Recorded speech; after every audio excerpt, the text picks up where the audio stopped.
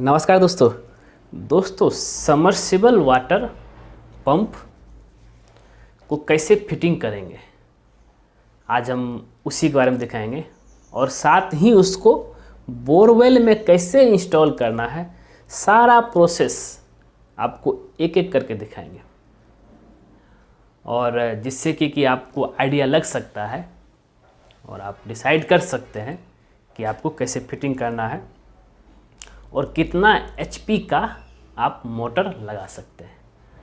तो इस वीडियो में मैं ज़्यादा कुछ बताऊंगा नहीं, बस वीडियो देखिए और मिलेंगे हम आपको नेक्स्ट वीडियो में। और हाँ, जाते मैं तो चला जाऊंगा लेकिन वीडियो जो है आप देखते रहिएगा। और एक ही बात कहूँगा, हमारे चैनलवा को सब्सक्राइब करके जाइएगा।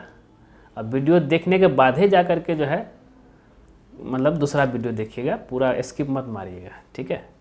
चलते हैं, धन्यवाद दोस्तों।